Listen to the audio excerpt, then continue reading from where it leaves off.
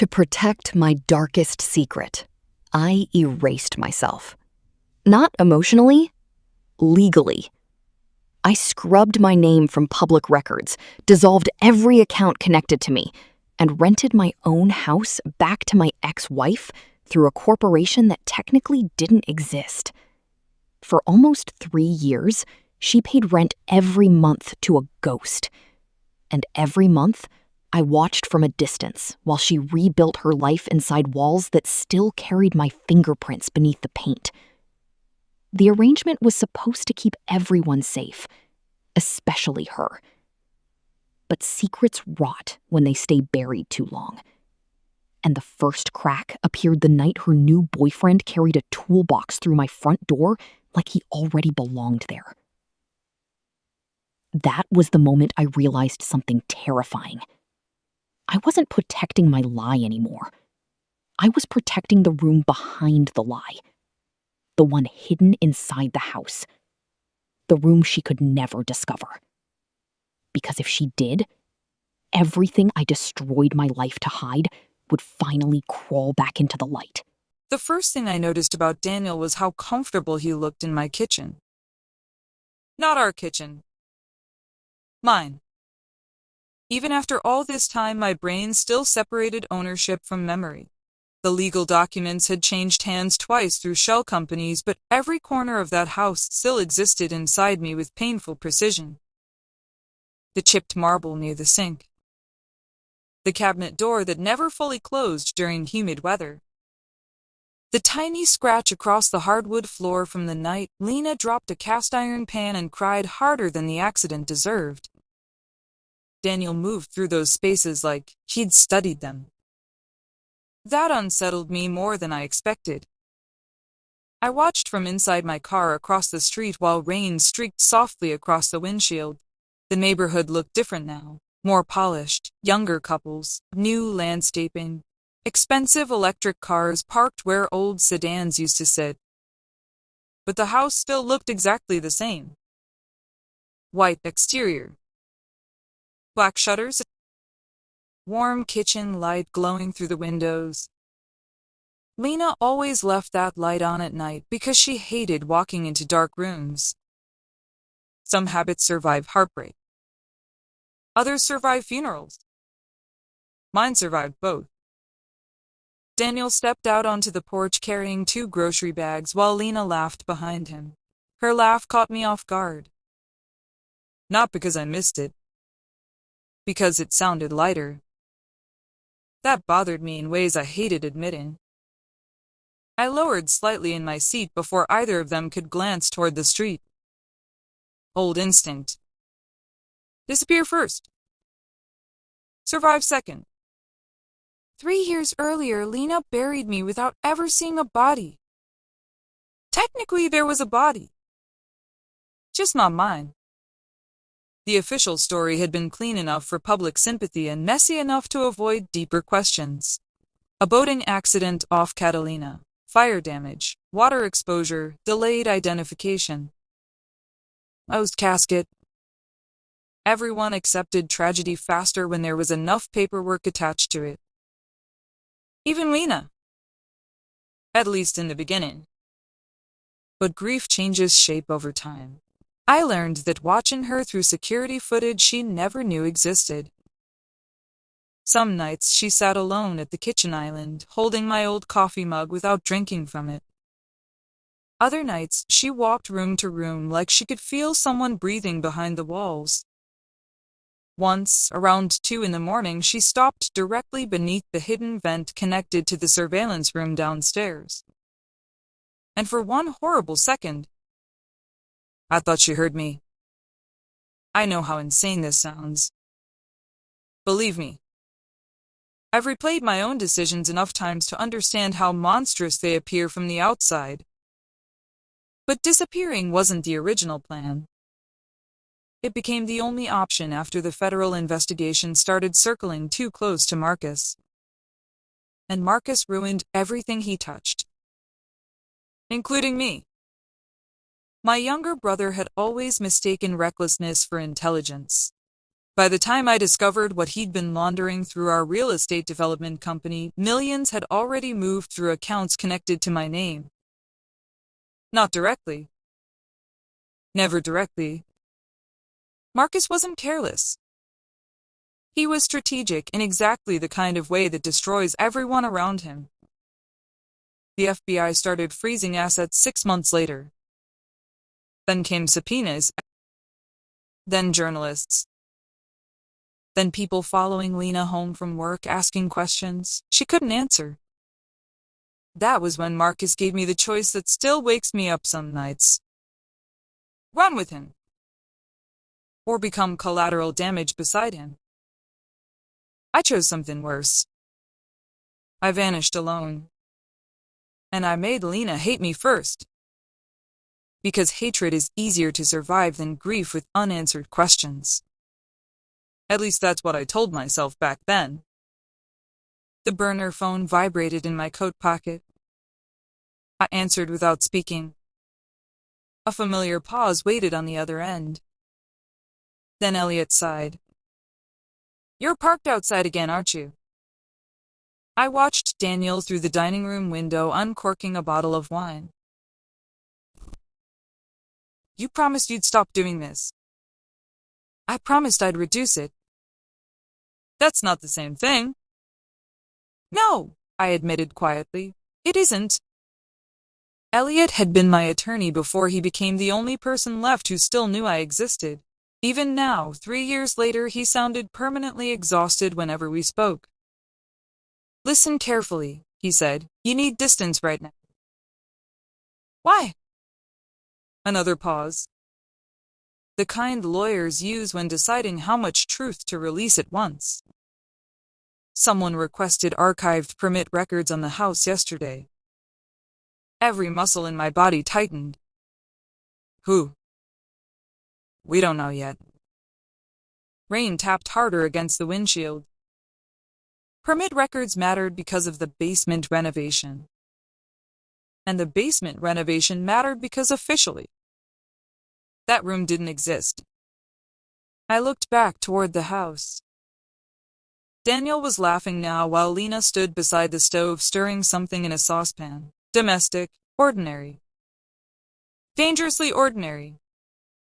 People become careless when life starts feeling safe again. Could be nothing, Elliot continued. Maybe insurance paperwork. Maybe refinancing. No, I murmured. I already felt it. The shift. Tiny. Invisible. But real. Secrets develop pressure over time. You can feel the walls strain before they crack. When did the request come in? This morning. I watched Daniel disappear down the hallway toward the back of the house. Toward the staircase leading downstairs. My pulse sharpened immediately. Lena's boyfriend is there tonight, I said. So he's handy. Silence. Then Elliot understood. Oh God. I ended the call before he could start lecturing me again. My eyes stayed locked on the basement-level window near the side of the house. For now. The hidden room sat behind the storage wall beneath the stairs. You couldn't find it unless you knew where pressure points had been removed from the drywall frame. Marcus designed it originally for document storage before things escalated into encrypted drives, burner ledgers, and surveillance backups. After I disappeared, I kept it intact for one reason. Insurance. Not financial insurance. Survival insurance. Because if Marcus ever decided to erase me permanently, that room contained enough evidence to bury him beside me. And somewhere deep down, I always knew he eventually would. Inside the house, Lena carried plates toward the dining table. Daniel returned from the hallway with a flashlight in his hand. My stomach dropped instantly. He said something to her. She pointed downstairs casually. Casually. Like she had no idea she'd just opened a door that could destroy every remaining piece of her life. Daniel kissed her forehead and disappeared toward the basement stairs. I was already moving before my brain caught up. Cold rain soaked through my coat as I crossed the street faster than I should have. My heartbeat felt loud enough to expose me by itself. I cut through the neighboring property line and slipped behind the hedges along the side fence. Familiar terrain. I knew every blind spot around that house better than I knew my own reflection now. Because ghosts survive through observation, not presence. The basement window glowed faintly. I crouched beneath it carefully. Inside, Daniel swept the flashlight across storage shelves while exposed pipes rattled overhead. Lena's voice drifted faintly from upstairs along with soft music. Normal life. Balanced directly on top of a graveyard of lies. Daniel knelt beside the west wall. Too close. Way too close. I felt my breathing shorten. He examined a section of drywall near the old water heater. Then he touched it. Once. Twice. Listening. My chest tightened violently. Different sound density. He noticed. Of course he noticed. Handymen always notice hollow walls. He stood again and scanned the basement until his flashlight landed on a toolbox near the stairs. No. No. He walked toward it calmly while my entire nervous system started screaming. I reached for my phone instinctively before stopping myself. I couldn't call Lena. I couldn't call him. I couldn't exist. That was the rule that had kept all of us alive. But rules become fragile when panic enters the room. Daniel returned carrying a hammer. And for the first time in 3 years, I seriously considered breaking back into my own house. Upstairs, Lena suddenly shouted something down to him. Daniel looked up, answered casually, then climbed halfway back toward the stairs. I exhaled once. Too early. Because before leaving the basement completely, he turned back and drove the hammer straight into the drywall. The sound nearly stopped my heart. A sharp crack split through the basement.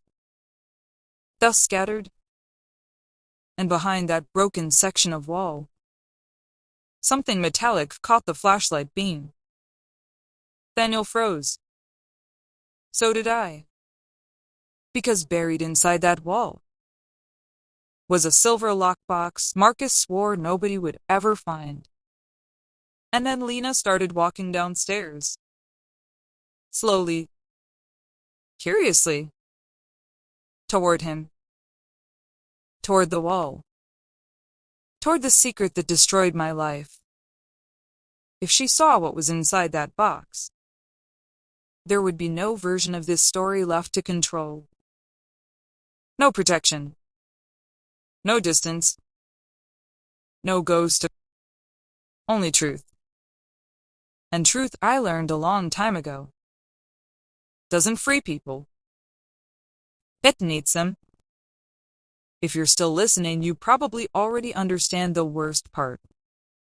I could have walked away that night. I should have. Instead, I opened the basement door myself. And the second Lena looked up and saw me standing there alive, everything we buried together started breathing again. Lena dropped the flashlight first. Not the plate she'd been carrying. Not the wine glass balanced in her other hand. The flashlight. Like her brain had instinctively chosen darkness over understanding. It hit the concrete floor with a violent clatter and spun in dizzy circles across the basement, throwing fractured light against exposed pipes and old storage bins. For one strange second, nobody moved. But Daniel stood near the damaged drywall, holding the hammer loosely at his side, while Lena stared at me like her body had forgotten how breathing worked. And honestly, I probably looked terrifying. Rainwater soaked through my black coat.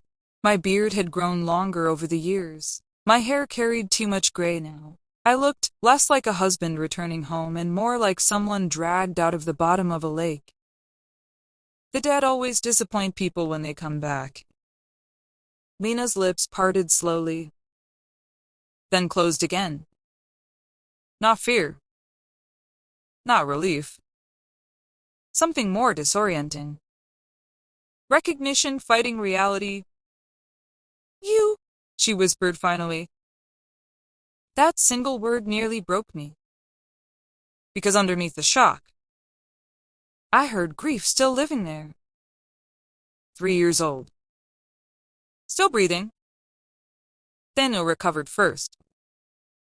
Men like him usually do. Protective instincts kicked in before emotional ones.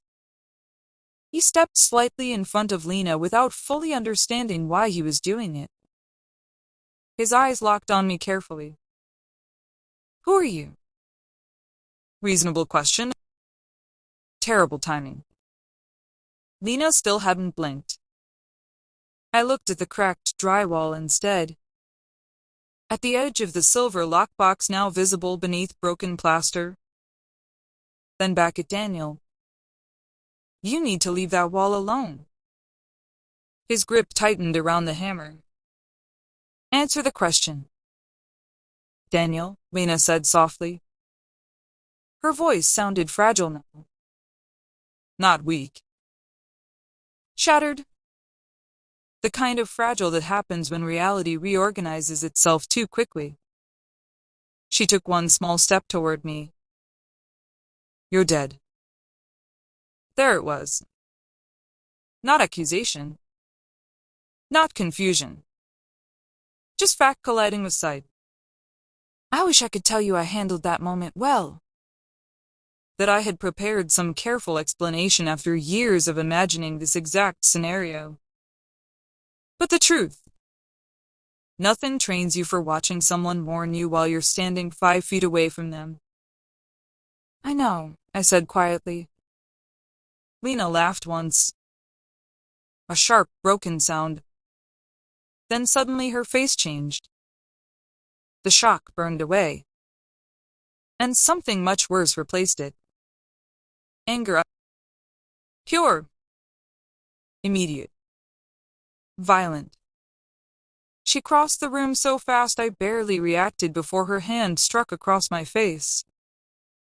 Hard out. The sound cracked through the basement. Daniel stepped forward instantly.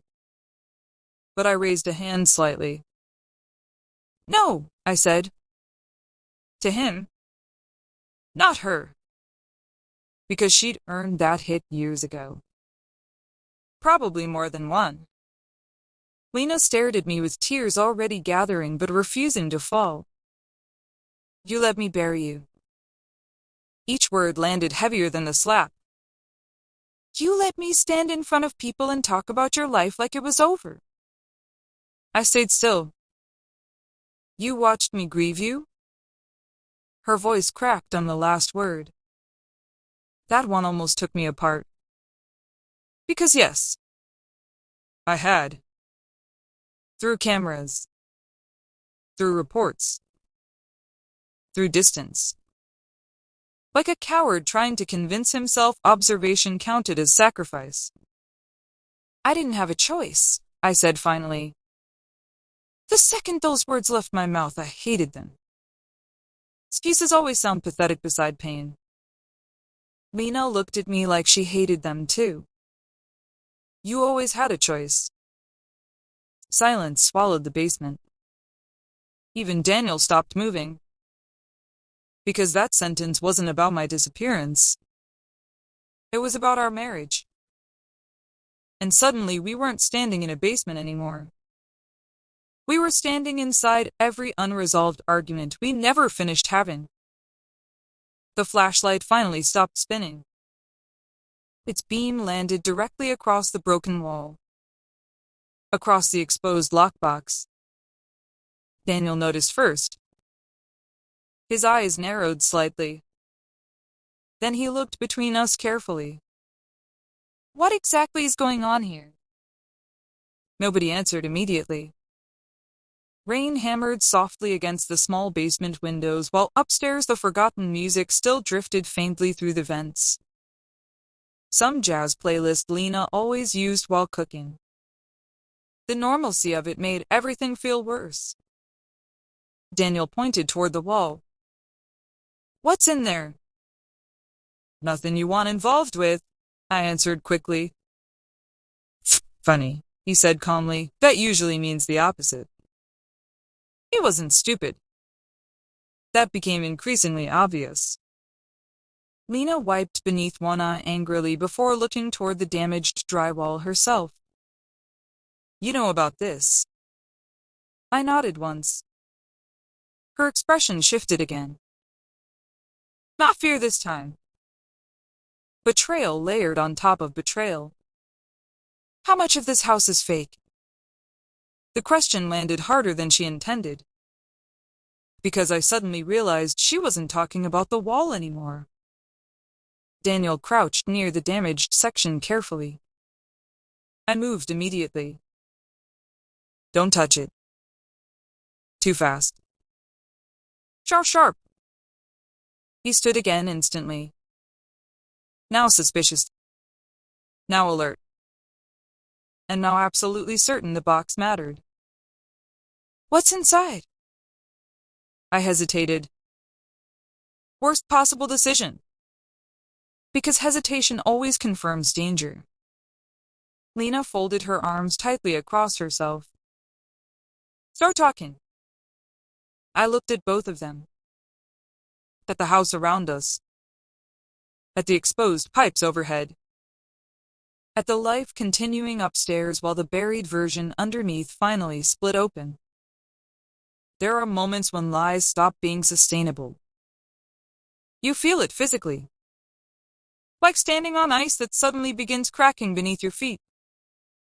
This was one of those moments. Marcus used this house, I said carefully, to store things. Lena frowned immediately. My brother Marcus? Daniel glanced at the wall again. What kind of things? I met his eyes. Things people disappear over. That shut the room down for a second. Because tone matters more than words sometimes. And mine carried enough truth to poison the air. Lena looked pale now. I nodded slowly. The company wasn't legitimate near the end. You told me the investigation was about tax fraud. It started there. Her eyes widened slightly. Started there. That wording did damage all by itself. Cass, she whispered.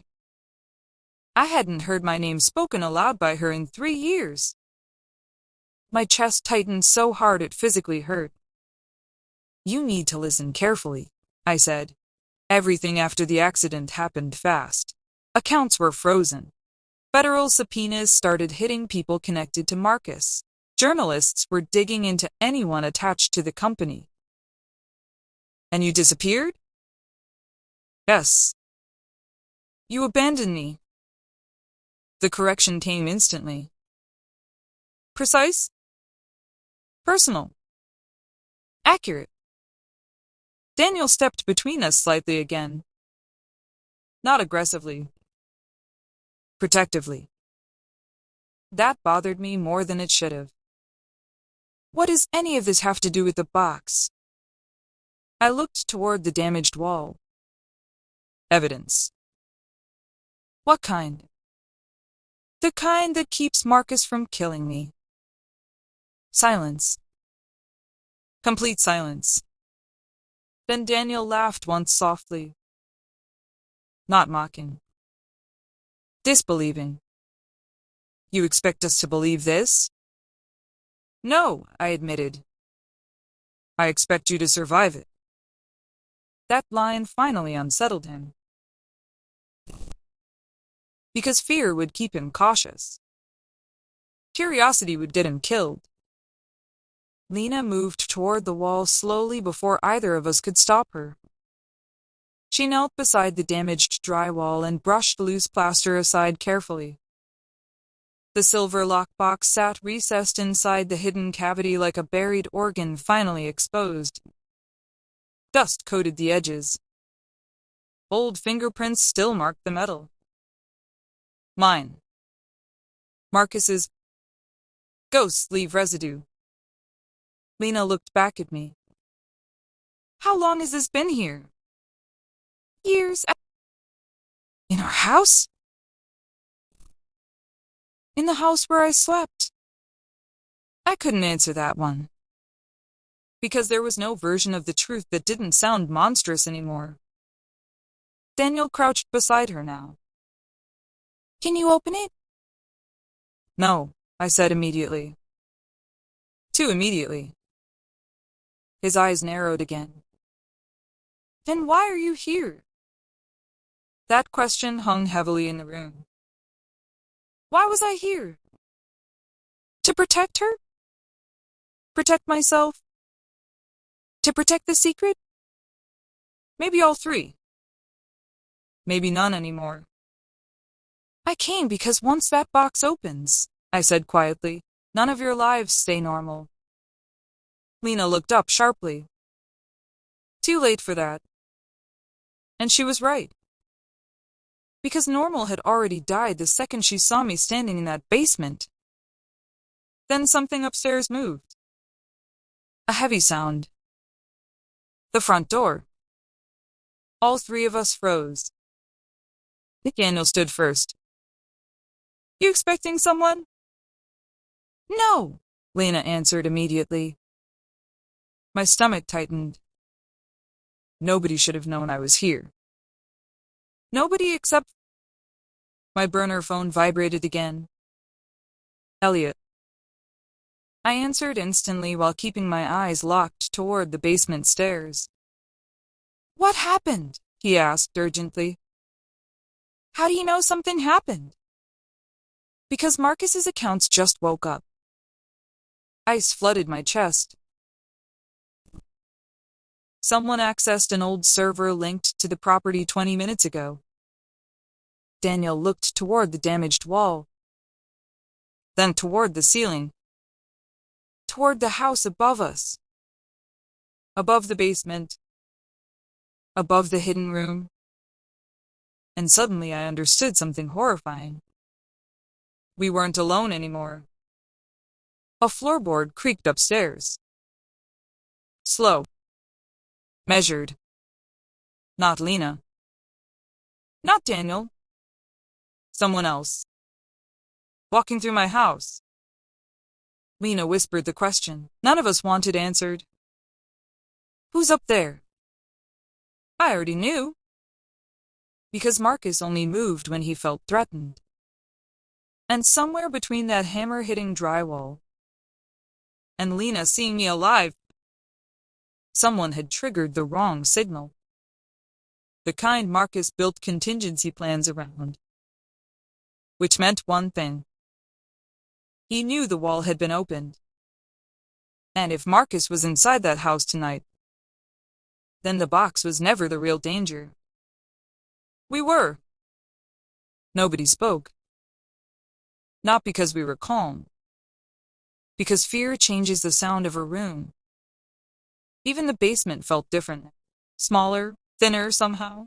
Like the walls themselves understood something violent had entered the house above us. I stared toward the ceiling while another floorboard groaned overhead. Slow footsteps. Measured. Not the random movement of a burglar. This person wasn't searching. They already knew the layout. My layout. Lena moved closer to Daniel instinctively. That hurt more than it should have. Not because she chose him. Because once upon a time. She moved toward me when she was scared. Funny how quickly survival rewrites muscle memory. Daniel lowered his voice. You think it's your brother?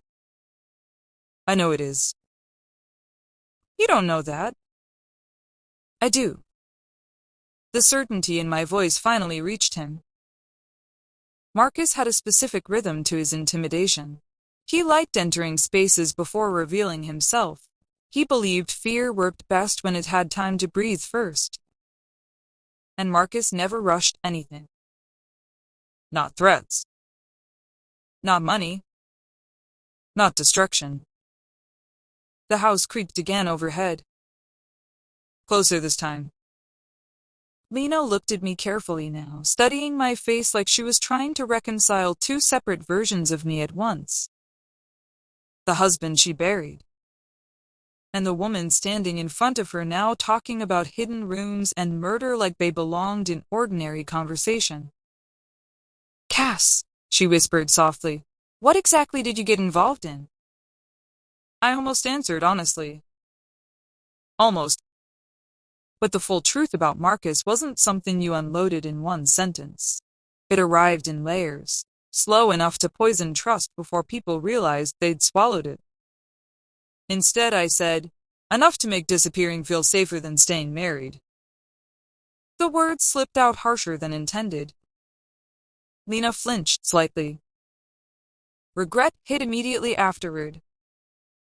Because despite everything, she still looked tired in the familiar ways I remembered. The tiny tension between her eyebrows when she was overwhelmed, the defensive folding of her arms, the way she kept pressing her tongue against the inside of her cheek when holding back emotion. 3 years vanished in seconds once you stood close enough to someone you used to love. That's the cruel thing about intimacy. Your body remembers people long after your mind tries to survive them. Another sound upstairs. This time unmistakable. A cabinet opening. Daniel looked toward the stairs immediately. He's in the kitchen. Of course he was. Marcus always started in kitchens. Central exits. Multiple sightlines, easy access to knives if conversations turned physical. Even his paranoia had architecture. Daniel grabbed the hammer tighter. That's not going to help you, I said quietly. What's your suggestion then? I looked toward the hidden wall. Toward the lockbox. Then back at him. Don't make sudden decisions. That's your plan? It's the only reason you're alive right now. That finally silenced him. Because somewhere beneath the disbelief, Daniel understood something important. I wasn't performing fear. I was managing it. There's a difference. Upstairs, footsteps completely. The silence afterward felt worse. Lena's breathing had become shallow now. What does he want? The box. Then let him take it. The answer came too fast. Too emotional. All eyes shifted toward me. And there it was. The real problem. I didn't just need the contents protected. I needed them controlled. Because inside that box wasn't only evidence against Marcus. There was evidence against me too. Not enough to bury me permanently, but enough to destroy whatever remained of the person Lena once believed I was. Daniel noticed the hesitation immediately. What's in there that scares you? I looked away first. Big mistake. People trust eye contact more than explanations. Lena's expression hardened slightly. You're still hiding things. I'm trying to keep you alive. That's not the same thing. No. It wasn't. And hearing her say it out loud made something collapse quietly inside me. Because for 3 years I'd built an entire identity around sacrifice. Around convincing myself every terrible thing I did had protected her somehow. But standing in that basement, looking at the damage in her face, I suddenly realized something horrifying. Protection and control can start looking identical when guilt gets involved. A shadow crossed the basement doorway upstairs. All three of us froze instantly. Then came a voice I hadn't heard in nearly 2 years. Smooth, calm, almost amused. "Still hiding underground, Cassandra?" Lena inhaled sharply beside me. Daniel straightened immediately, and I closed my eyes for one brief second. Marcus' footsteps descended slowly toward the basement. Unhurried. Confident. That was always his favorite part. Making entrances feel inevitable. He appeared halfway down the staircase first, one hand resting casually against the railing, expensive charcoal coat, black leather gloves, silver at his temples now.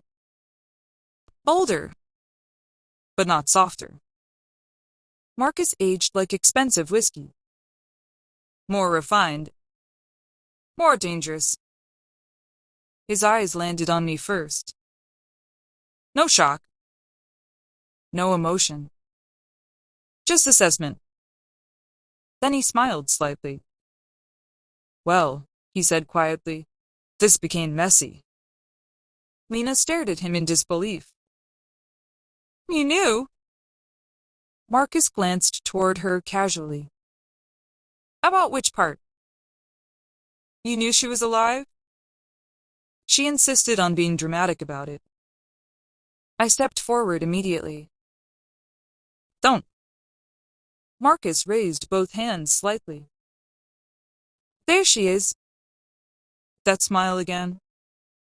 Controlled, clinical, like we were siblings trapped in a private joke nobody else understood. Daniel stepped between Lena and the stairs. "Say where you are." Marcus looked at the hammer in Daniel's hand and actually chuckled. I genuinely admire the optimism. Then his attention shifted toward the broken drywall, toward the exposed lockbox. The smile disappeared instantly. And that scared me more than anything else had tonight. Because Marcus only stopped smiling when situations became real. The basement grew very quiet. Marcus descended the remaining stairs slowly. One step at a time. Nobody moved. Not even Daniel. Because danger has a physical presence sometimes. You feel it. Enter a room before logic catches up. Marcus reached the bottom stair and adjusted one of his gloves calmly. Then he looked directly at me. "Should have stayed gone." Lena looked between us. "What is this?" Neither of us answered. Because sibling history isn't explainable in moments like this. It exists in fragments, old manipulations, childhood survival patterns, years spent learning exactly how far the other person would go when cornered. And Marcus never believed in limits. His gaze shifted toward the lockbox again. "I assume we're all smart enough not to open that." Daniel finally spoke. "Do you want to explain why there's a hidden safe inside her house?" Marcus tilted his head slightly. "Her house?" That tiny correction carried enough venom to alter the entire room. Lena heard it too. Her eyes narrowed immediately. "What does that mean?" Marcus looked at her almost sympathetically. "Oh." He glanced toward me. "She didn't tell you." My pulse spiked. Marcus. But he ignored me. "The property was never transferred to Lena after the accident." Silence. Heavy. Wrong. Lena stared at me slowly.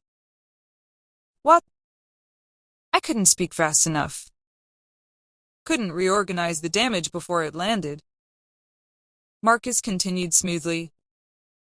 The ownership stayed under corporate protection the entire time. Daniel frowned. What corporate protection? Marcus smiled faintly. The company your girlfriend has been paying rent to every month. Not. No, no, no. Lena turned toward me completely now. Every trace of shock dissolving into something colder. You rented me my own house. The basement suddenly felt airless. I opened my mouth, closed it again. Because there was no version of this explanation that didn't sound insane. Marcus watched me carefully. Showing this now. Of course he was. 3 years, Lena whispered. Not loud. Not emotional. Worse. Controlled. You stood there and watched me rebuild my life inside a house you secretly owned? I was protecting you. There it was again. That pathetic sentence.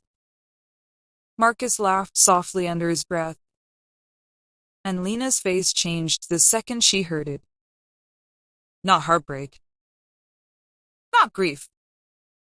Recognition. Because manipulators always think protection excuses control. And suddenly, she was looking at me differently.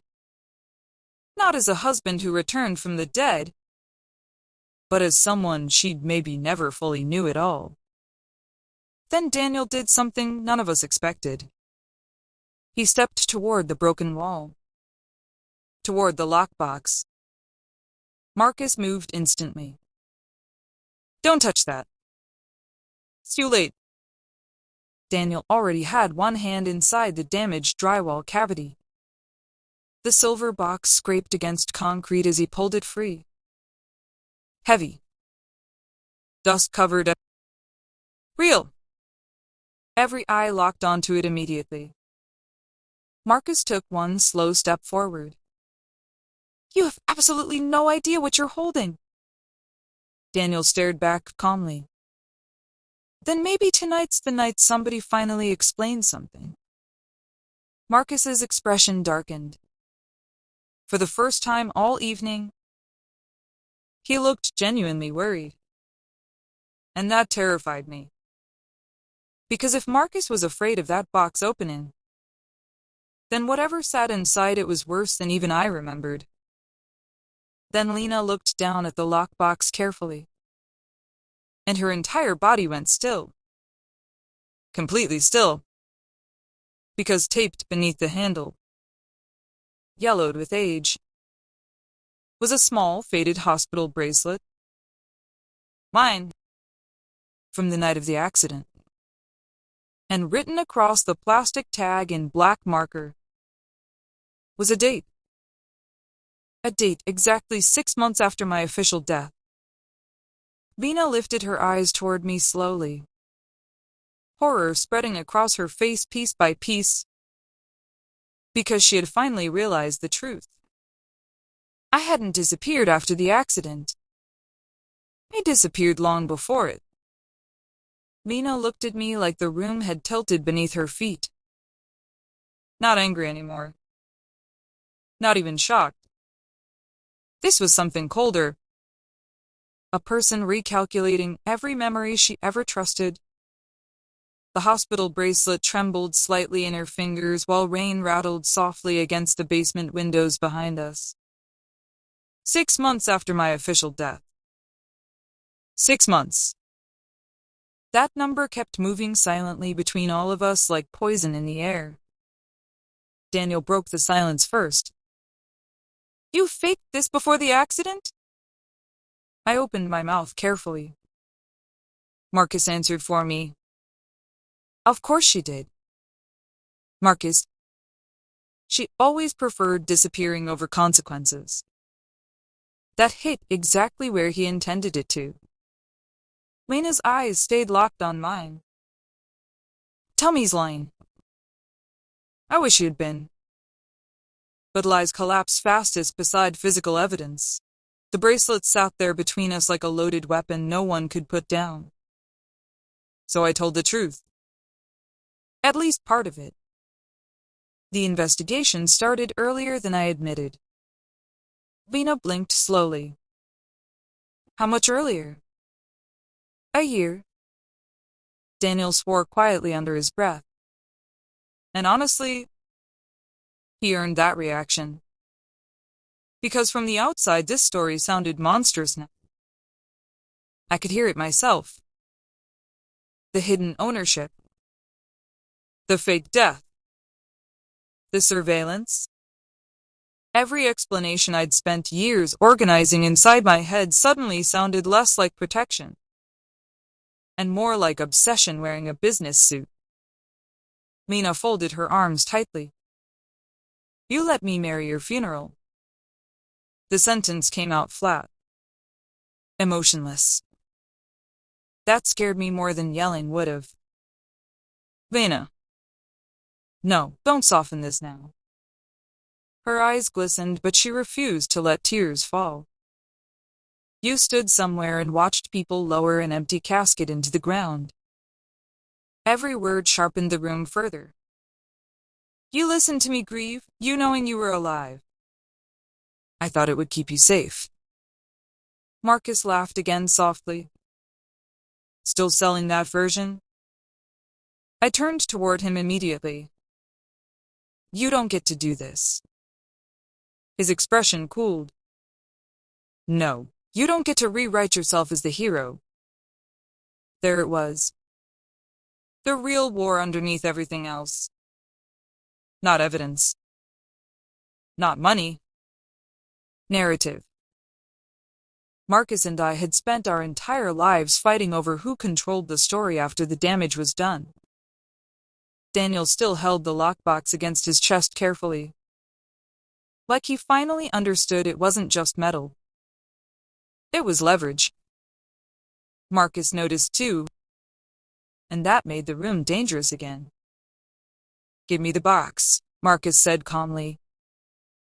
Daniel didn't move. I don't think so. Marcus tilted his head slightly. You're trying very hard to look brave for someone who accidentally walked into organized federal crimes tonight. Lena looked sharply toward me.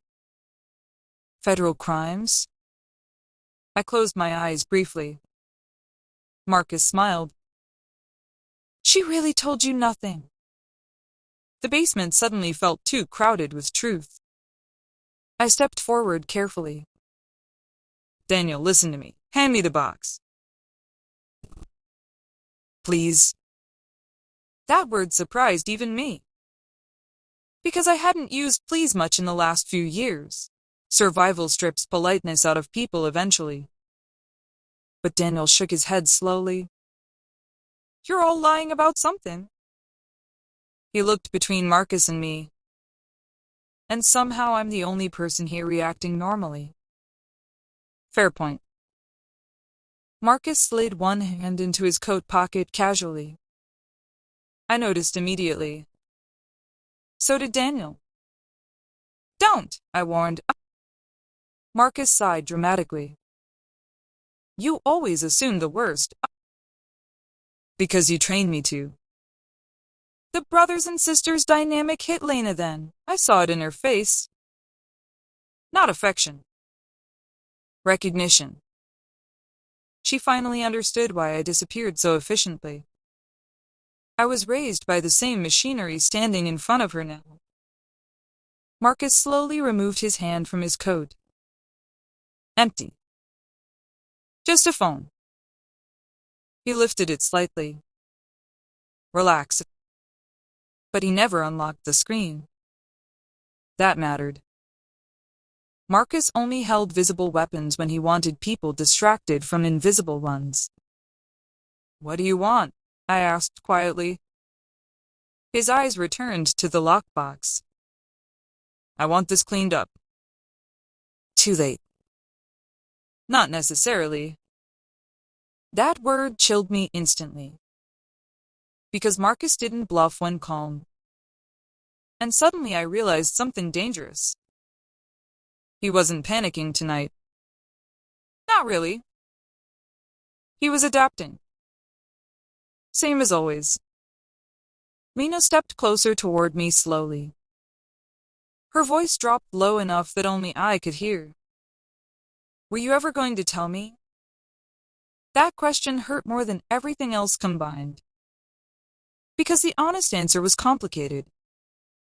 I had imagined telling her 1,000 times. Late-night fantasies about redemption are easy when nobody's looking directly at you.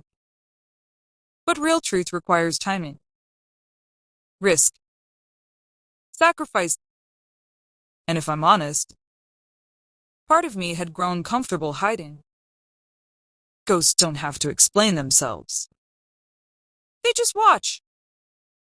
I tried, I whispered. No, she said immediately. You watched? That landed perfectly. Because she was right again. And the worst part about guilt is how quickly it recognizes accuracy. Daniel suddenly shifted his grip on the box. Metal scraped softly against his jacket zipper. Then everyone heard it. A faint sound from inside. Loose contents moving. Marcus's expression changed instantly. Tiny change, but enough. The lockbox still contained physical files. Not just drives. I felt my heartbeat spike. Because paper survives differently than digital evidence. Paper feels personal. Human. Permanent. Marcus took one slow step forward. Set it down carefully. Daniel's jaw tightened. You don't give orders anymore. Tonight I absolutely do. Wrong response. Very wrong. I saw the exact second Marcus stopped viewing him as harmless.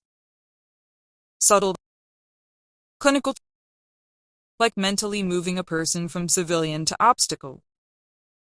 And once Marcus categorized someone as an obstacle, things escalated fast. Daniel, I said carefully, never taking my eyes off Marcus, put the box down. Why? Because you're holding something people have already died over. Silence. Then Lena looked at me sharply. People died? Marcus answered this time. Several of the room went still. Even Daniel lost some color. Lena stared between us slowly. You're serious? Nobody responded. We didn't need to. Because truth has weight sometimes. And this basement suddenly carried too much of it. Marcus rubbed one gloved thumb against his jaw thoughtfully. Then he looked directly at Lena. You should leave. The concern in his tone sounded almost real. That's what made it terrifying. Lena noticed too. You expect me to walk upstairs after this?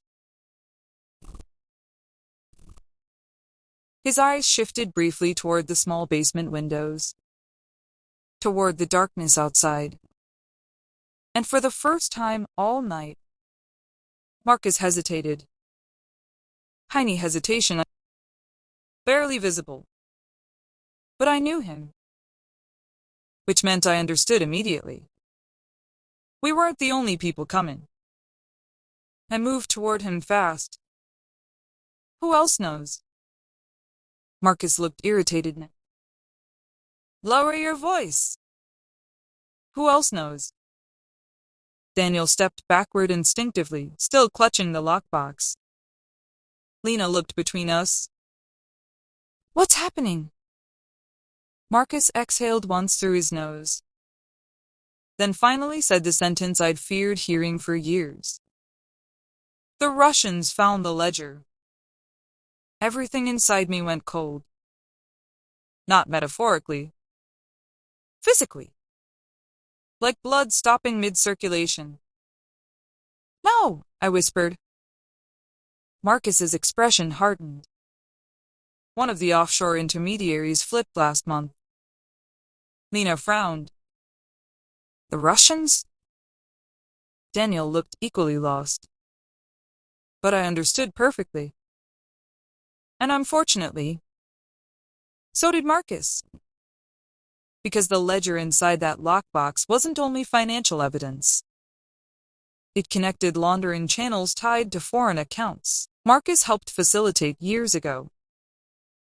Money moved through dangerous people. People who didn't sue. People who erased. You told me those accounts were dead, I said. They were supposed to be. Supposed to? Marcus snapped suddenly. Yes, Cassandra, supposed to. That was the first crack in his composure all night. Real fear. Finally visible. And seeing Marcus afraid did something awful to my nervous system. Because if he was scared, we were already too late. Then headlights swept across the basement windows. Bright, slow-moving.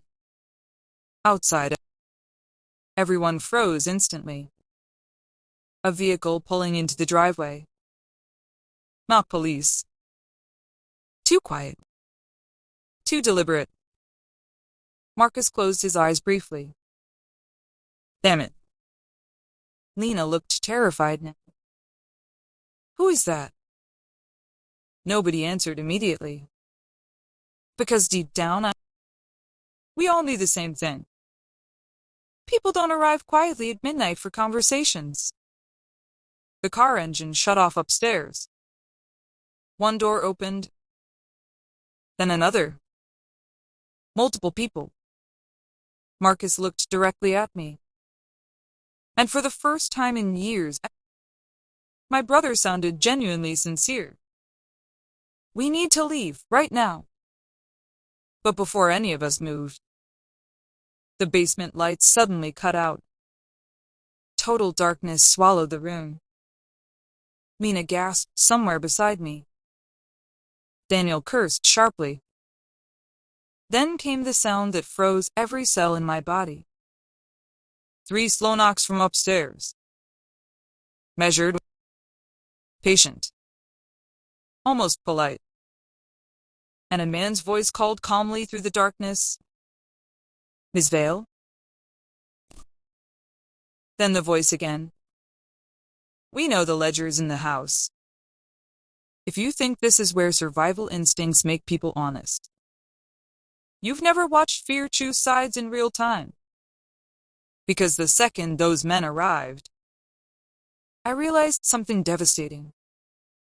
Not everyone in that basement planned on escaping together. Nobody moved. Darkness has a strange effect on people. It strips away performance. Without faces to study, all you hear is breathing, panic, hesitation. Truth becomes physical in the dark. Lena's breathing came fast somewhere to my left. Daniel still held the lockbox. I could hear the faint scrape of metal against his jacket zipper every time he shifted. Marcus, meanwhile. Marcus went silent. And that terrified me most. Because my brother only became quiet when his brain started calculating survival percentages. Another knock echoed upstairs. Calm. Patient. The voice returned. Miss Vale, we know you're inside. American accent. Educated. Controlled. Not Russian. Worse. Because professionals always sounded local. Marcus leaned close enough for me to hear him whisper.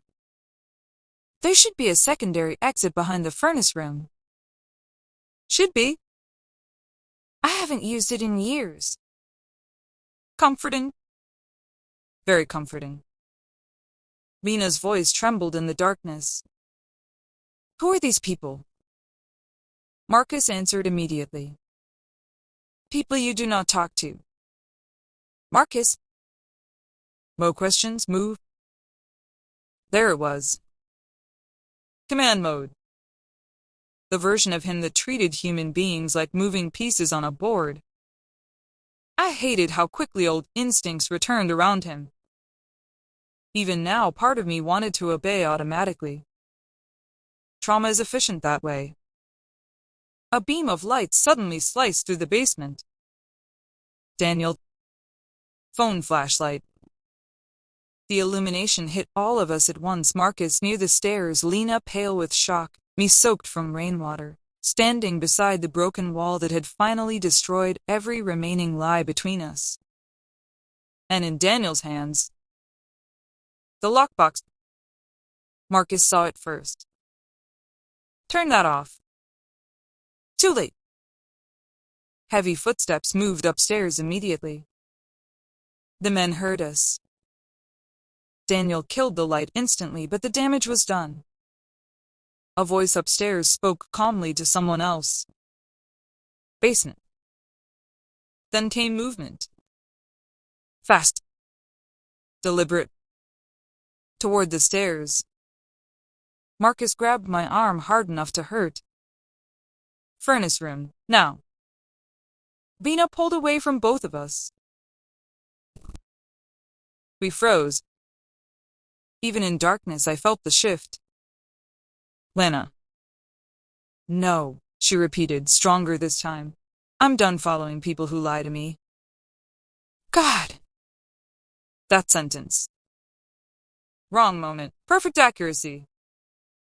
The footsteps above us quickened. Daniel moved toward Lena protectively. We should call the police. Marcus actually laughed under his breath. That only works when governments still belong to themselves. What the hell does that mean? It means if you call the wrong people tonight, Marcus snapped, you'll disappear before sunrise. The basement fell silent again. Because he wasn't exaggerating. And somehow, everyone knew it. The first stair creaked overhead. Someone had started descending. Slowly. No rush. Confidence again. Professionals never rushed either. I grabbed Lena's wrist before she could pull away. Listen to me carefully. Her eyes locked onto mine in the darkness. Not trusting. Not loving. Just listening. The room behind the furnace connects to an old utility tunnel. Daniel frowned. A tunnel? The neighborhood was built over Cold War infrastructure routes in the 60s. Marcus muttered beside me, I told you that would eventually matter. I ignored him. We can reach the drainage canal 2 blocks east if the exit's still open. Daniel stared at us like we were insane. Honestly. Fair reaction. Another step overhead. Closer now. The person descending wasn't trying to hide anymore. A flashlight beam swept briefly across the basement ceiling through the stairwell opening. Searching. Methodical. Marcus's voice dropped lower. Move now. Lena still resisted. What's in the ledger? I closed my eyes briefly. Not now. Please not now. But she yanked her wrist free. No more half-truths. The footsteps stopped midway down the stairs. Listening. I could feel it. Someone standing above us in the darkness, hearing every word. Marcus noticed too. His expression changed instantly. Then he did something unexpected.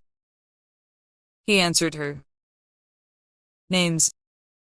Lena frowned. What names? Politicians, financial intermediaries, federal contracts, offshore accounts. Daniel stared at him. You're serious? Marcus looked exhausted suddenly. The man upstairs shifted slightly. Leather sole against wood. Still listening. Marcus continued quietly. The ledger tracks who got paid and who disappeared afterward. The basement temperature seemed to drop. Lena whispered, "People died over money?"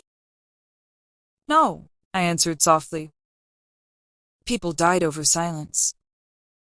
The flashlight beam suddenly appeared again. Stronger now. Sweeping lower down the staircase. A male voice called calmly into the basement. "You're making this harder than necessary." Marcus immediately pulled a handgun from behind his back. Daniel inhaled sharply. Lena stumbled backward, and I felt something inside me collapse completely. Because once guns entered a room, there was no version of this night ending cleanly anymore. "Marcus," I whispered. "What?" "Please tell me that's not loaded." He gave me a look. The kind older brothers give younger siblings when disappointment outweighs explanation. Of course it was loaded. The man on the stairs noticed the weapon instantly. Interesting thing about trained people, they don't panic around guns. They assess angles, distances. Marcus raised the pistol steadily. Take another step and this conversation changes. The voice upstairs stayed calm. You won't fire? Marcus smiled slightly.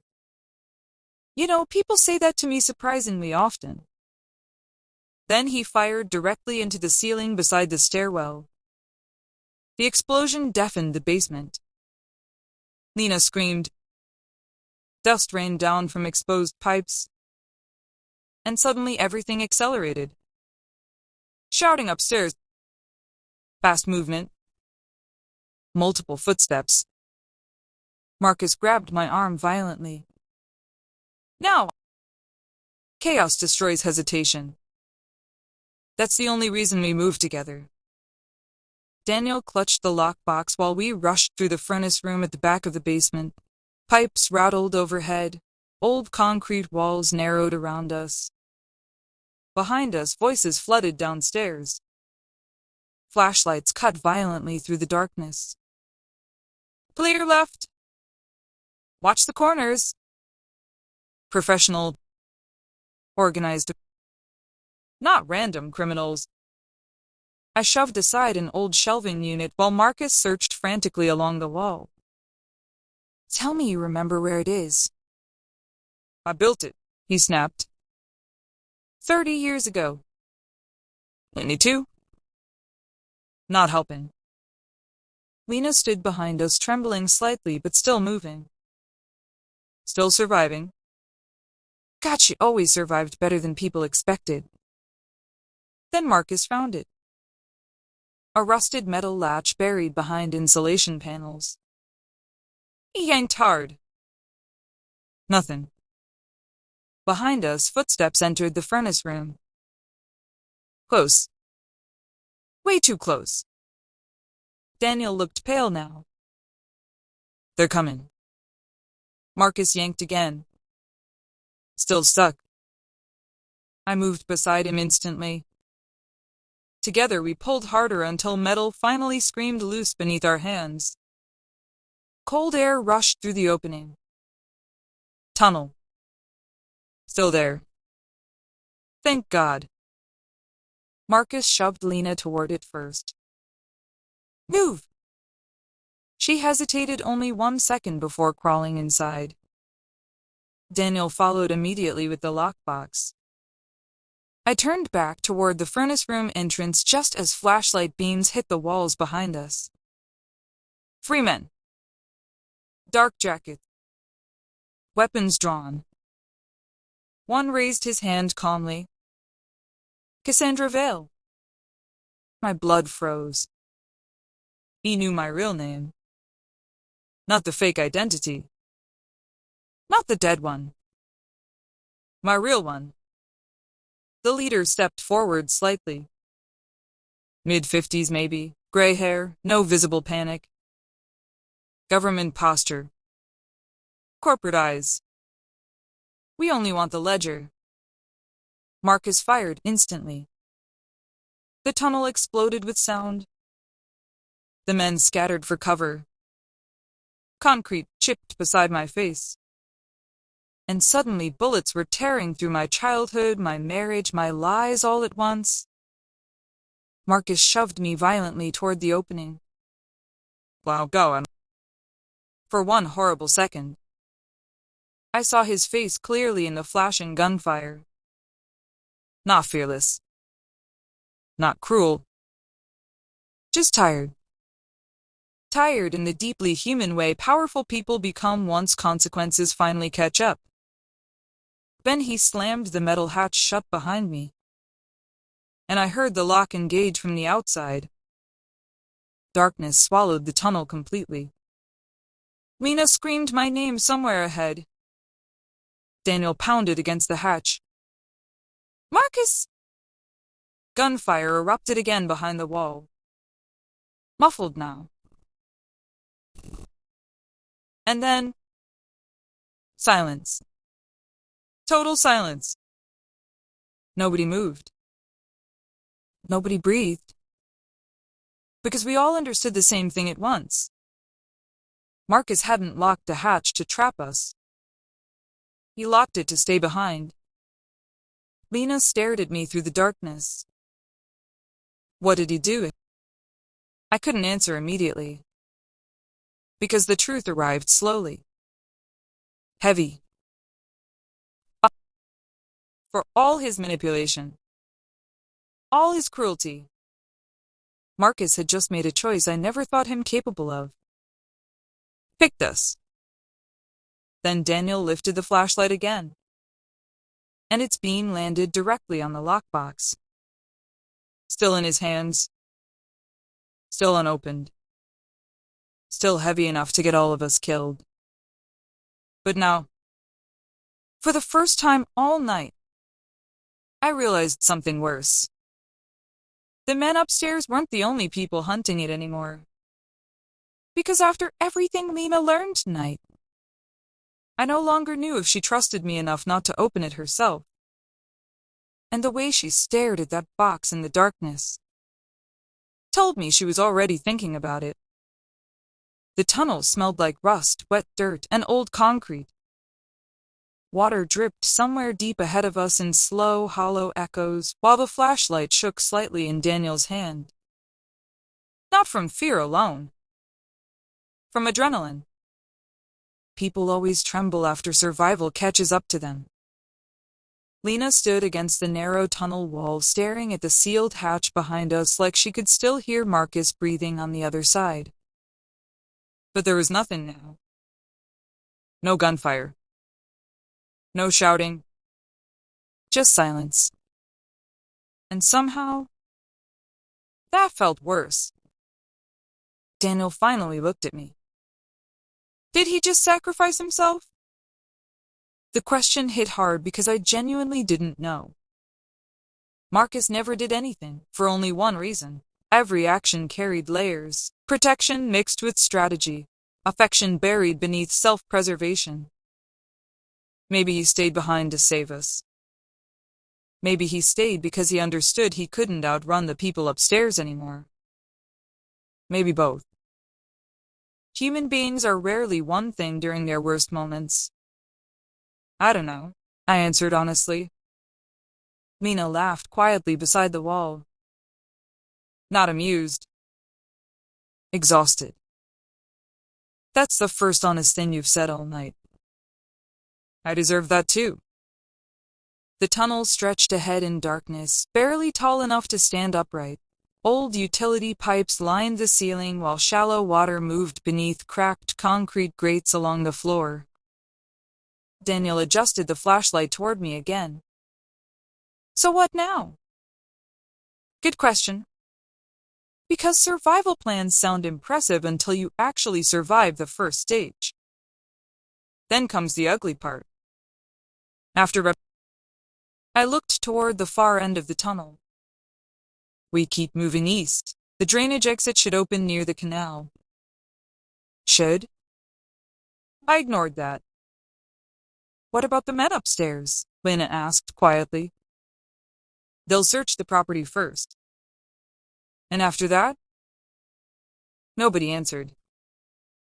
Because after that, they'd search for us. Daniel tightened his grip on the lockbox. We should open this. Immediate tension flooded the tunnel. No, I said instantly. Lena looked at me sharply. Why not? Because once you see what's inside, you become part of it. Daniel frowned. That already happened. True again. I hated how often strangers were right lately. Lena stepped closer. What exactly are you protecting now? Us or yourself? There it was. The real question underneath everything. And the worst part? I wasn't completely sure anymore. I leaned against the damp tunnel wall carefully, suddenly aware of how exhausted my body felt. Years of hypervigilance had trained me to function under stress, but tonight had burned through something deeper. The dead aren't supposed to come back all at once. They're supposed to return slowly. In memories. In dreams. Not soaked in rainwater, carrying old lies through underground tunnels beside the ex-wife they emotionally destroyed. My head throbbed. Lena noticed immediately. You're hurt. I'm fine. You always say that before bleeding. That nearly undid me. Because it sounded so familiar. So automatic. Marriage leaves fingerprints on language long after love stops feeling safe. Daniel crouched beside the wall and placed the lockbox carefully on the concrete between us. The metallic sound echoed through the tunnel. Heavy.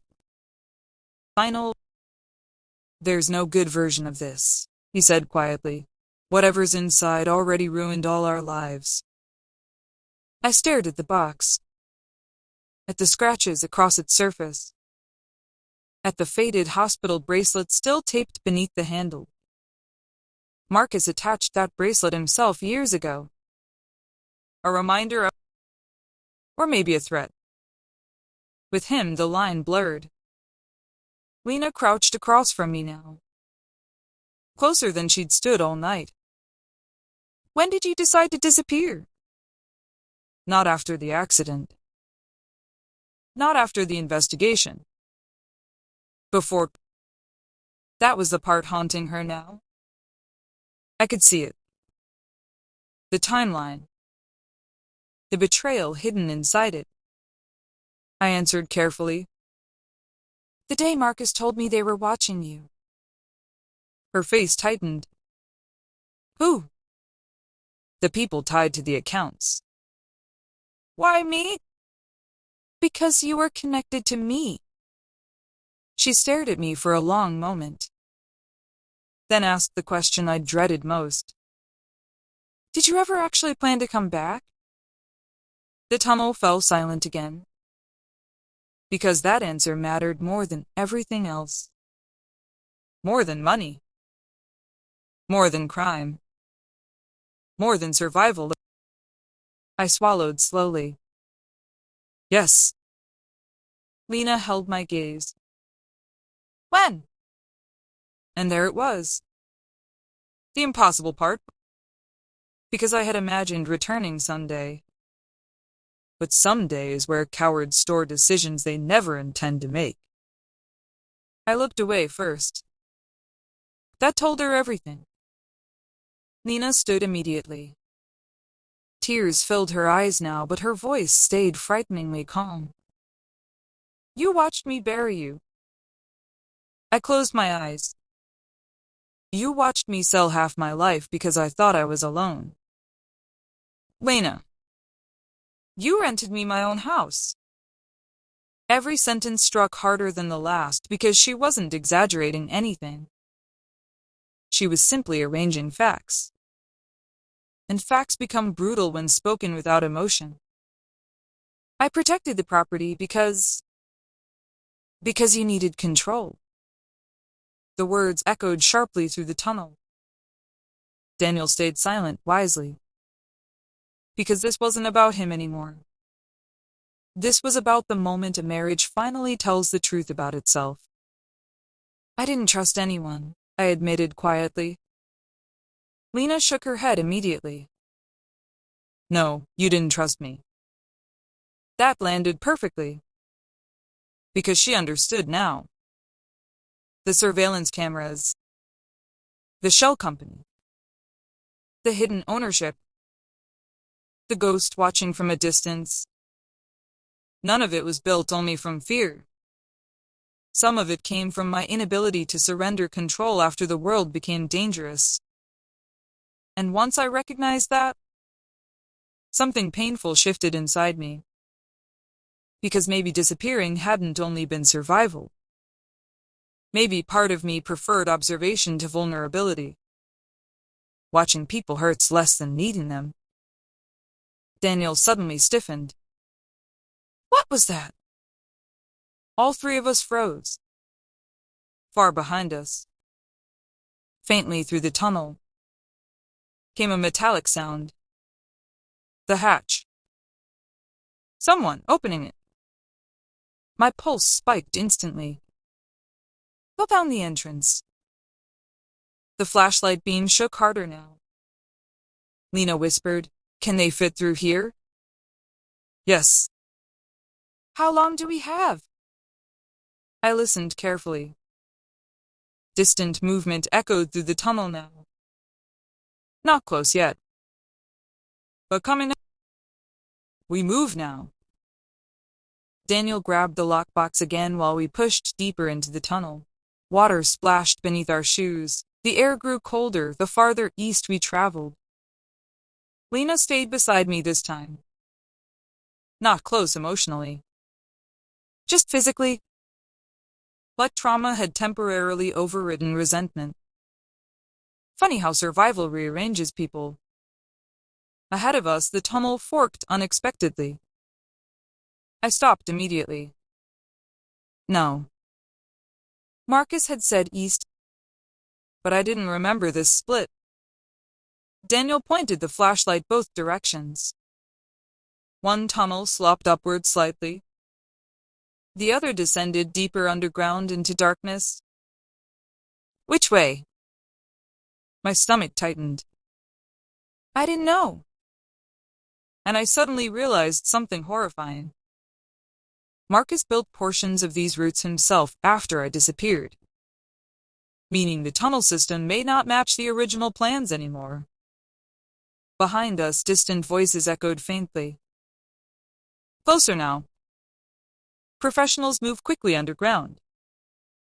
Lena looked at me. You don't know, do you? I hated the fear creeping into her voice. Because after tonight, uncertainty around me felt dangerous.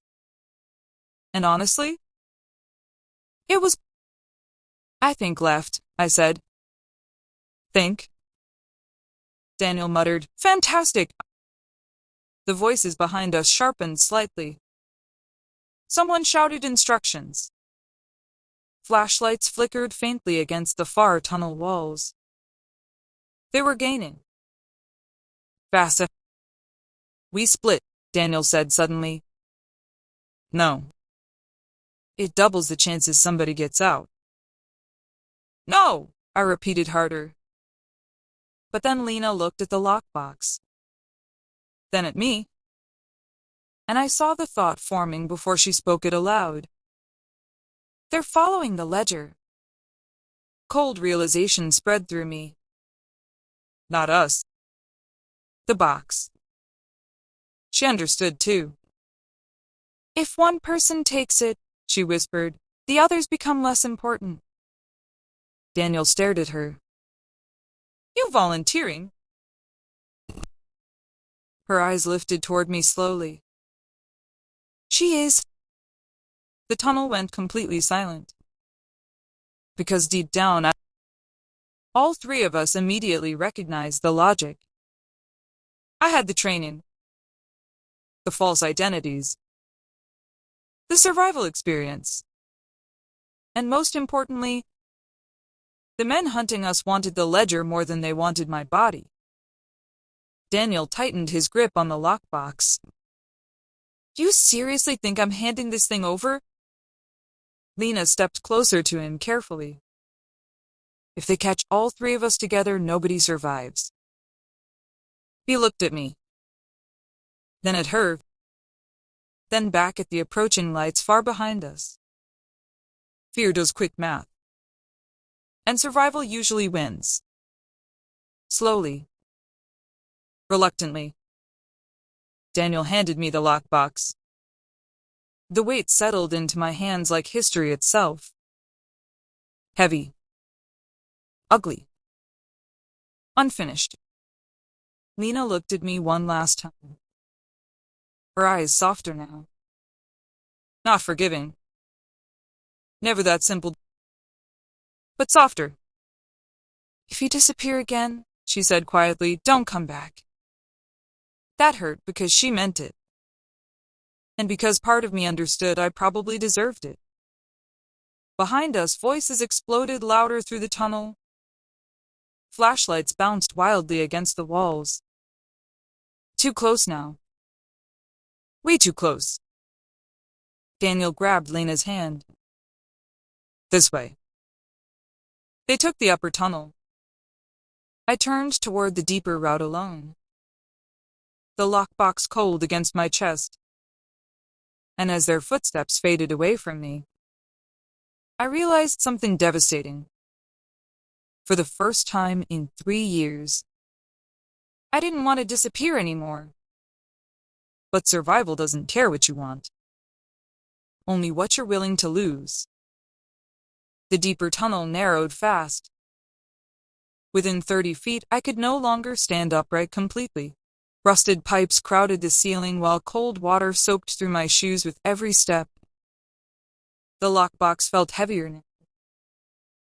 Not physically.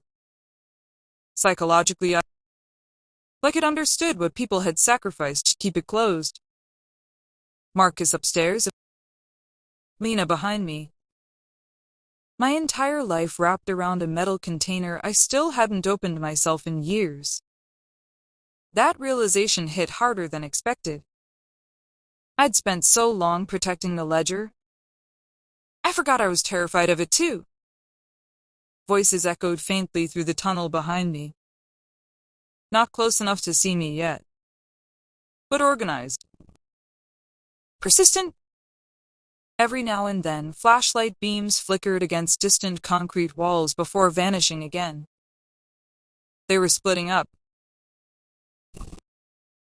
Professionals always divide once they understand terrain. Bad for survival. Worse for hiding. I moved faster. The tunnel sloped downward sharply before curving left into darkness. My shoulder brushed damp concrete while old electrical cables hung loose overhead like dead vines. And somewhere during those next few minutes, something unexpected happened. I started thinking about Lena's face. Not tonight. Years ago. Sunday mornings in the kitchen. Her standing barefoot at the counter reading ingredient labels while pretending not to dance to old jazz records. The tiny scar near her wrist from the time she dropped a wine glass during our second Christmas together. The way she hated silence during arguments because silence reminded her of her father. I remembered all of it with terrifying clarity. Because when people think they're about to die, their minds stop organizing memories logically. They organize emotionally. The tunnel opened suddenly into a wider underground utility chamber. I stopped immediately. Rows of old electrical panels lined the walls beside massive water pipes vibrating softly beneath the city. And in the center of the room sat a folding chair, occupied. A woman looked up from the darkness calmly as my footsteps echoed into the chamber. Mid-40s maybe. Dark coat. Gray scarf. One ankle crossed neatly over the other. No visible panic. No weapon in sight. which usually meant the weapon wasn't visible. I froze instantly. She studied me for a moment, then smiled politely. "You look exhausted, Cassandra." My pulse stumbled. She knew my name, too. Wonderful. Absolutely wonderful. I took one slow step backward. The woman noticed immediately. "If you run deeper underground," she said calmly, "you'll corner yourself within 200 yards. I tightened my grip on the lockbox. "Who are you?" "A friend of someone who once owed your brother money." Not an answer. Deliberately vague. The most dangerous people always speak like lawyers during threats. Voices echoed faintly behind me again. The woman heard them too. "You're running out of time." I scanned the chamber quickly. 2 exits. One behind her. One narrow maintenance ladder leading upward. No good options. "Did Marcus send you?" That actually amused her. "No." "Then why are you here?" Her eyes dropped briefly toward the lockbox in my hands. "There are men above ground willing to kill entire families for what's inside that container." I said nothing. She continued softly. "But I'm here because I dislike waste." The footsteps behind me sharpened. They were entering the utility corridor now. The woman stood slowly from the chair. Elegant. Controlled up. No wasted movement. "I can get you out," she said. I almost laughed. Because if tonight taught me anything, it was that rescue always comes attached to ownership. "What do you want?" "The ledger." "Of course. Always the ledger." I shook my head once. "No." The woman sighed lightly. "You inherited your brother's talent for stubbornness. I inherited his paranoia." "That too." Then her expression changed slightly. Not colder. More serious. "You need to understand something very quickly, Cassandra." She stepped closer. "The people behind you work for contractors. Contractors work for corporations. Corporations work for governments." She pointed gently toward the lockbox. "But the names inside that ledger." Pause. "They belong to people who no longer answer to governments at all." The utility chamber suddenly felt much smaller. Gunfire echoed somewhere far behind us underground. Short bursts. "Professional." The woman didn't react. Meaning she expected it. Meaning she already knew exactly who was chasing me. My heartbeat quickened. "Who are you really?" She tilted her head slightly. "Someone your brother tried to betray." Not comforting. Not even a little. Then came footsteps entering the corridor outside the chamber. Close. Flashlight beams flickered against concrete. Voices. The men were almost here. The woman looked toward the maintenance ladder. Decision time. I stared at her carefully. "You help me escape and then what?" "You disappear properly this time." The wording hit strangely hard. Properly. Like I'd only half failed before. Which maybe was true. Because disappearing while secretly watching your old life isn't disappearance. It's addiction with surveillance cameras. The footsteps grew louder. One of the men shouted, "Utility room ahead." The woman moved fast suddenly. She grabbed my arm and shoved me toward the maintenance ladder. I resisted instantly. Why are you helping me? She looked directly into my eyes for the first time, and something inside me went cold, because I recognized her expression. Not professionally. Personally, grief recognizes grief. You loved her brother, I said quietly. The woman's face barely moved, but that tiny silence answered everything. Marcus. Of course. Even Marcus had hidden emotional collateral somewhere in the world. I loved the version of him that existed before money, she said softly. Then flashlight beams flooded the corridor entrance. The men arrived. Weapons raised immediately. The woman stepped directly between them and me. Everything changed at once. Move aside, one of the men ordered. She smiled faintly. The leader recognized her instantly. Interesting. Very interesting. His posture shifted. Not fear exactly. Caution. You shouldn't be involved in this. And yet, she replied calmly, here we are. One of the other men spotted me behind her. There! Weapons lifted higher. The woman never looked back at me. Climb. I hesitated one fatal second too long. The first gunshot exploded through the chamber.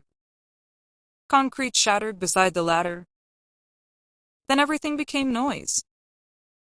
The woman pulled a handgun from beneath her coat and fired twice with terrifying precision. One man dropped instantly. Another screamed. The chamber erupted into chaos.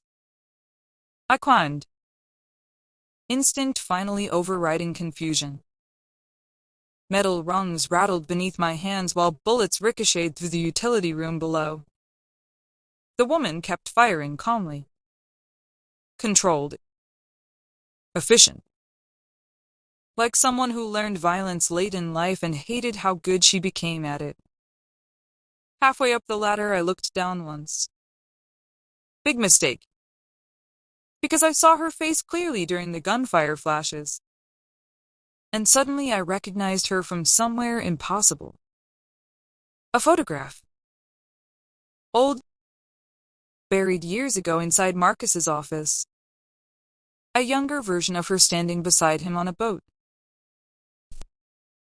Before everything turned poisonous.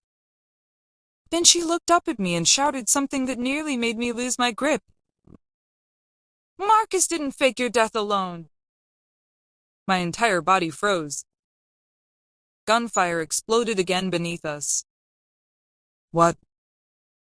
But she fired another shot instead of answering. The men were advancing now. One already moving toward the ladder. The woman hit him twice center mass. No hesitation.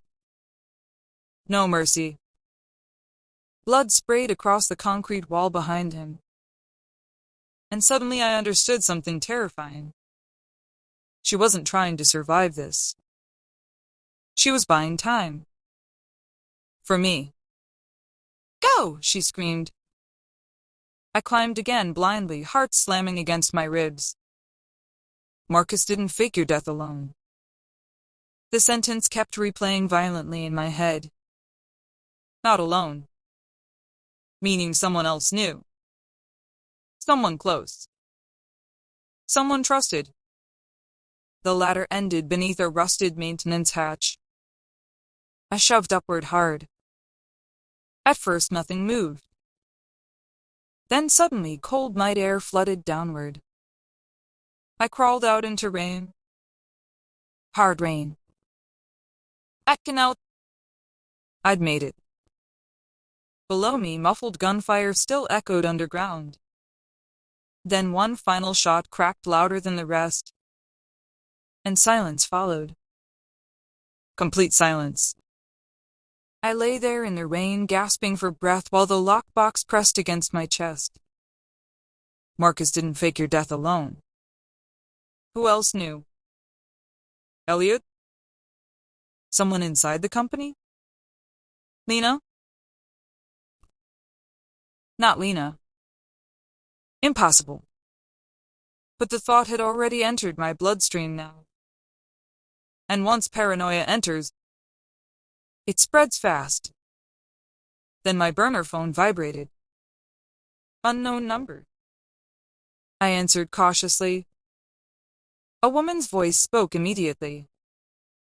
Cold, professional, and horrifyingly familiar. Cassandra, she said softly, it's time you learned what your ex-wife did for you. Rain hammered the canal hard enough to blur the city lights into streaks of silver and gold.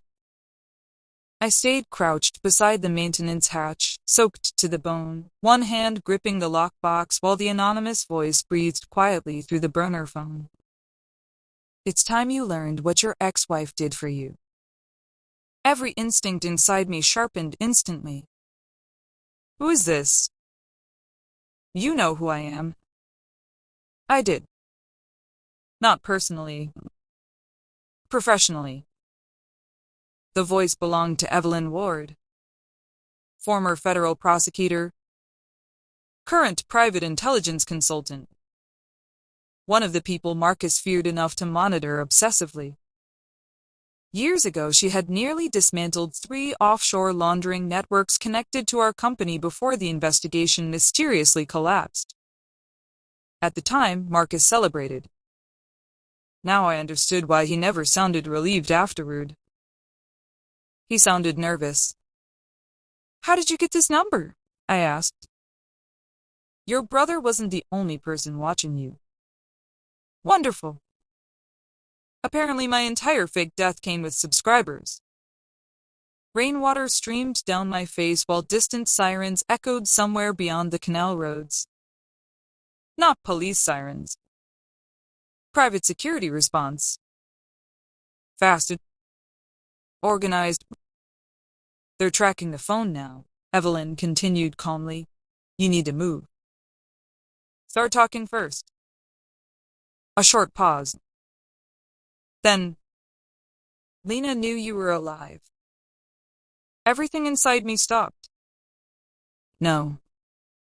She didn't know immediately, Evelyn corrected, but she figured it out 6 months after your funeral. The lockbox nearly slipped from my hands. Impossible. I would have known. I watched her. Monitored the house. The cameras. The reports. Almost. And suddenly a horrible realization surfaced. There had been periods where the surveillance cut out briefly. Tiny interruptions at minutes at a time. I always blamed aging equipment.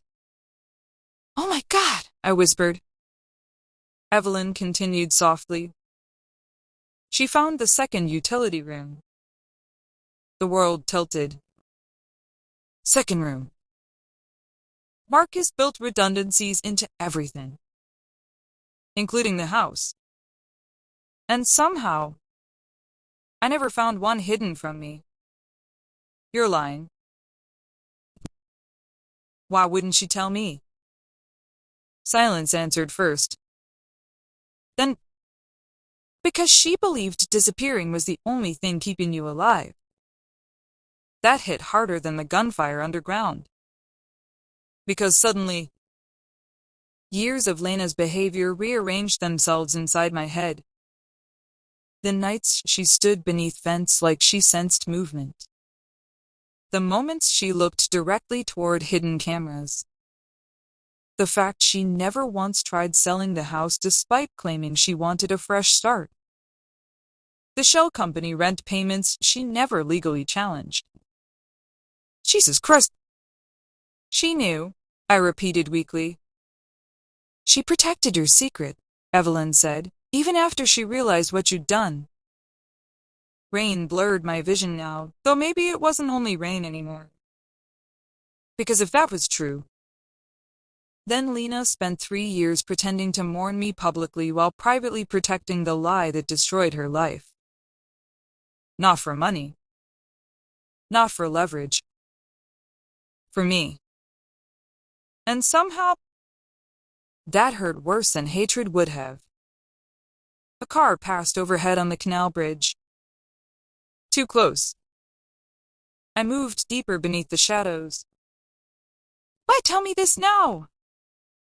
Because the people hunting the ledger already know. Cold fear returned instantly. What? They discovered someone inside the house had been manipulating surveillance gaps for years. My stomach dropped. Lena, they think your wife helped you disappear intentionally. Ex-wife. But I didn't correct her. Couldn't. Because the implication mattered more. The men hunting us now believed Lena was involved. Which meant Daniel was in danger too. Maybe already. Where is she? Moving north with the boyfriend. At least they escaped. Another pause. Then Evelyn said carefully, "For now." Lightning flashed across the canal sky. I stood slowly, body aching from adrenaline and exhaustion. What do you want from me? The ledger. There it was again. Always. The ledger. But Evelyn sounded different from the others. Not hungry. Tired. Like someone chasing consequences instead of profit. And if I refuse, you won't survive long enough to regret it. Fair. Probably accurate too.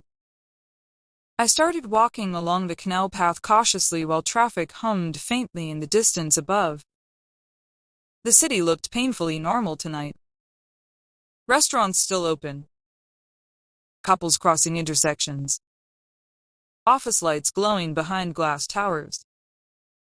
Entire lives continuing peacefully while people killed each other underground over names hidden inside a metal box.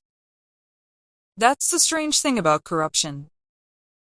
Most of it happens quietly beside ordinary life. Marcus is dead, isn't he? I asked suddenly. Evelyn stayed silent just long enough to answer without words. My chest tightened unexpectedly. Complicated grief arrived fast. Because Marcus was many things. Cruel. Manipulative. Dangerous. But he was also the little boy who used to sleep beside my bedroom door during thunderstorms because our father scared him more than lightning did. Human beings rarely become monsters all at once. They erode there. Slowly, one compromise at a time. You loved him, Evelyn said quietly. Even after everything? I looked down at the lockbox in my hands. Yes. Another silence. Then, that's why he stayed behind. I stopped walking. Rainwater rushed loudly through the canal below me. You knew him too. Better than I should have. The sadness in her voice finally made sense. Not an associate. Not an employee. Marcus loved her once. Maybe genuinely. Which somehow made his ending feel even lonelier. Headlights appeared suddenly behind me. Black SUVs. Slow moving. My pulse spiked instantly. "We found you," Evelyn said. How? You're predictable when emotional. That almost made me laugh. Even now. Still being analyzed. Listen carefully, she continued. There's a train station 2 blocks east, locker 214. What's in it? Your real exit. The SUV accelerated slightly. Doors unlocking already. I started running. The city blurred around me. Wet pavement. Neon reflections. Sirens somewhere distant. Behind me, car doors slammed hard. Voices shouted. I cut through an alley while clutching the lockbox beneath my coat. Every breath burned now. Every muscle screaming. But beneath the exhaustion, another realization kept rising. Lena knew. All this time, she knew. And despite every reason not to, she protected me anyway. Why? That question hurt more than the pursuit. I reached the station half blind from rain and adrenaline. Late-night commuters barely looked up as I entered. That's another truth about cities. People avoid eye contact with desperation. Locker 214 sat near the back wall beside an out-of-order vending machine. My hands shook opening it. Inside, a passport, cash, a handgun, and one sealed envelope with my real name written across the front in Lena's handwriting. I froze completely, because I recognized the ink immediately. Blue fountain pen. Slight pressure tilt on the letters. She wrote this herself. Years ago, maybe. My hands trembled opening it. Inside was a single folded page. And one photograph. The photograph hit first. Me, sleeping inside the surveillance room beneath the house. Taken through the hidden doorway. Lena found me. Actually found me. The letter shook in my hands as I unfolded it. Cassandra, if you're reading this, then something finally went wrong. I wanted to hate you when I discovered the truth. For a while I did. But hatred gets exhausting when you realize the person you loved disappeared long before the funeral happened. I found the hidden room 8 months after you died. I saw the cameras, the fake records, the passports. And I also saw how terrified you were. You watched me constantly, but you never realized I started watching back. I knew when you parked across the street. I knew when you changed identities again. I even knew when you sat outside the house on Christmas Eve and cried in your car for 43 minutes. My vision blurred. Jesus! You were never as invisible as you thought. I kept your secret because I understood something you didn't. You weren't hiding from danger anymore. You were hiding from guilt. And those are very different things. If this nightmare ever catches up to you, take the ledger to Evelyn Ward. Not Marcus, not Elliot, Evelyn. She's the only person left who still wants the truth more than the money. Then the final lines. The ones that completely broke me. And Cass, if you survive long enough to read this, stop watching me live. Either come home honestly, or let me lose you for real. I stood there shaking in the middle of a train station while strangers passed around me without noticing my entire life collapsing quietly into clarity. She knew. She always knew. And somehow, she still gave me a way out. Not because I deserved one. Because she did. Lena was always better at mercy than I was. The station entrance exploded with movement. Men entering. Searching. I folded the letter carefully. Then looked down at the lockbox one final time. Years of fear. Control. Blood. Secrets all contained inside something small enough to carry with one hand. Funny. Human lives usually collapse into objects eventually.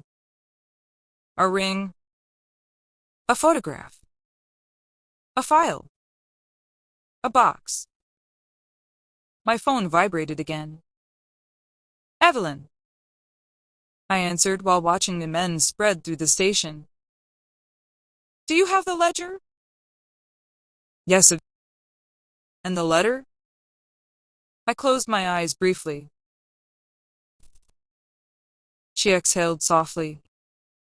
Then you finally know the truth. No, I whispered while watching the exits close around me. Now I know the cost. Outside, dawn had started bleeding slowly into the sky. Gray light. Honest. For the first time in years. I stopped running. I picked up the lockbox. Started walking toward the station exit. Toward the waiting men. Toward Evelyn. Toward whatever remained of my real life. Because Lena was right. Ghosts don't heal. They only haunt. And I was finally exhausted from haunting people I loved. 6 months later, federal indictments spread across 3 countries. Private banking networks collapsed quietly behind closed doors. Politicians resigned. Executives disappeared. Entire companies dissolved overnight. Officially, the story became a financial corruption scandal.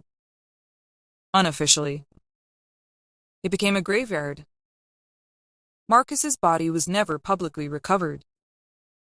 Part of me still watches crowded streets, sometimes expecting to see him standing there smirking like he survived another impossible situation.